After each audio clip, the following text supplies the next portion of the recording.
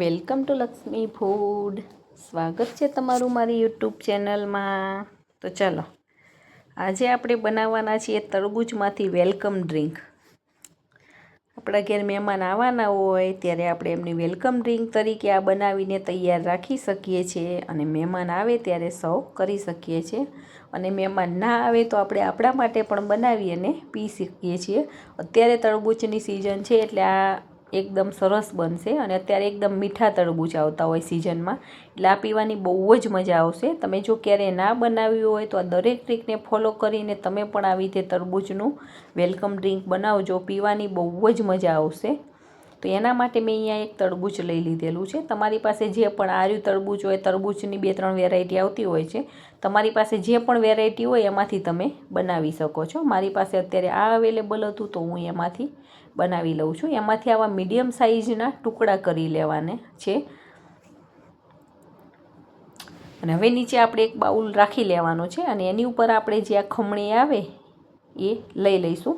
અને ખમણી વડે ખમણી અને પછી એમાંથી આપણે વેલકમ ડ્રિંક બનાવવાની છે. આમાં કોઈ જ્યુસર, મિક્સર કે ગ્રાઇન્ડરનો કશાનો ઉપયોગ નથી કરવાનો.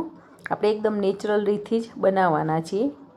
ને ગરમ થઈ જાય મિક્સરમાં કે એમાં તો આનો ટેસ્ટ સારો નથી આવતો, એટલે એટલા માટે આપણે આવી રીતે બનાવવાના છીએ. તો ખમણીની અંદર આવી રીતે ખમણવાનું, કેમ કે તરબૂચ એકદમ સોફ્ટ હોય છે એટલે ફટાફટ ખમણાઈ જાય છે. અને તમે જોઈ શકો છો એનો ઘણો બધો જ્યુસ આમાંથી નીકળી જાય છે. તરબૂચની અંદર ઓલમોસ્ટ તો બધો પાણીનો જ ભાગ હોય છે, એટલા માટે નીચે લીલો કલર આવી જાય ત્યાં સુધી આપણે આવી રીતે ખમણી લેવાનું છે. જેટલો રેડ ભાગ હોય એ બધો જ આપણે આમાં લઈ લેવાનો છે. તો તમે જોઈ શકો છો રેડ ભાગ લઈ લીધો છે. અહીંયા મેં 1.5 કિલો તરબૂચનો આટલો પલ્પ આપણો નીકળેલો છે.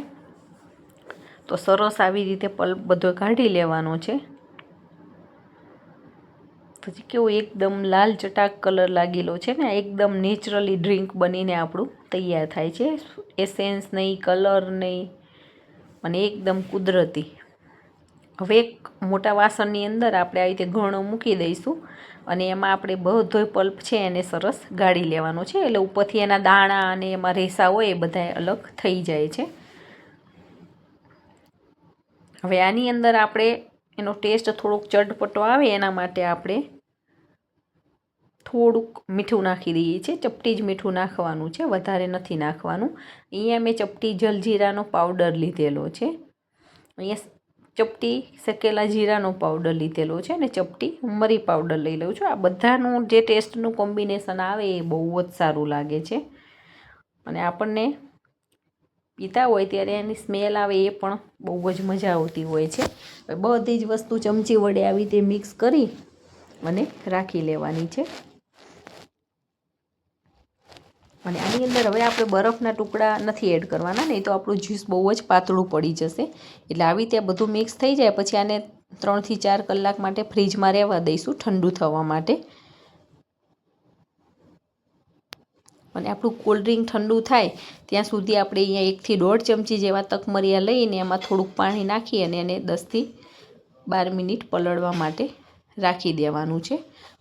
10 થી 12 મિનિટમાં આપણા બધા જ દાણા સરસ ફૂલાઈને તૈયાર થઈ જશે. આપણે જ્યારે કોલ્ડ ડ્રિંક પીવાનું હોય એની થોડીક વાર પહેલાં આ પ્રોસેસ કરી લેવાની છે. ઢાંકણ બંધ કરી અને રહેવા દઈશું. હવે મેં અહીંયા આનો જ્યુસ બનાવે ત્યારે થોડાક તરબૂચના આવા નાના પીસ પણ થોડાક બનાવીને તૈયાર રાખેલા હતા. તકમરિયા પણ આપણા સરસ પલળી ગયા છે અને જ્યુસ, આ બધી જ વસ્તુ આપણે સર્વિંગ કરવા માટે તૈયાર કરીને રાખેલી છે. તો અહીંયા હું એક સર્વિંગ કપ લઈ લઉં છું. એની અંદર સૌથી પહેલાં આપણે નીચે તરબૂચના જે પીસીસ કરીને રાખેલા છે એ એડ કરવાના છે. ને આવા એકદમ સ્મોલ એકદમ નાના પીસ કરીને તૈયાર કરવાના છે.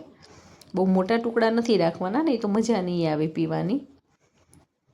હવે આપણા જે તકમરિયાના બી જે પલળી ગયા છે એ હવે આની ઉપર એડ કરી લેવાના છે. આ બી પણ એકદમ અત્યારે શરીરમાં ઠંડક આપે છે અને એના પણ ઘણા બધા ફાયદા છે. વેઇટ લોસ કરવામાં તમારે આર્યું જે કોલ્ડ ડ્રિંક છે બહુ જ ફાયદાકારક છે. તમે 2 ગ્લાસ આર્યું પી જશો રાતના ટાઈમે તો તમને આખી રાત ભૂખ પણ નહીં લાગે અને સરસ મજાનું તમારું વેઇટ પણ લોસ થવાનું છે. હવે ઉપરથી પણ આપણે થોડાક તકમરિયાના બી અને થોડાક તરબૂચના ટુકડા નાખી અને આને સરસ સર્વ કરી લેવાનું છે. તો જોતાં જ પીવાનું મન થઈ જાય એવા સરસ મજાનું તરબૂચનું વેલકમ ડ્રિંક અથવા તો તમે એને કોલ્ડ ડ્રિંક પણ કહી શકો છો અને આને વેઇટ લોસ જ્યુસ તરીકે પણ તમે નામ આપી શકો છો. તો છે ને એકદમ સરસ. તો આ ઉનાળાની સિઝનમાં જો તમે નથી બનાવ્યું તો ફટાફટ બનાવી દેજો. અને હજી સુધી તમે મારી ચેનલને સબસ્ક્રાઈબ ના કરી હોય તો ફટાફટ સબસ્ક્રાઈબ કરી દેજો. અને વિડીયો પસંદ આવે તો વિડીયોને લાઈક કરી દેજો અને તમારા ગ્રુપમાં ચોક્કસથી શેર કરી દેજો. અને ચેનલને સબસ્ક્રાઈબ કર્યા પછી બાજુમાં જે બેલ આઇકોન આપેલો હોય છે ચોક્કસથી પ્રેસ કરવાનો, જેથી કરીને નવા વિડીયો જોઈ શકો. Thank you.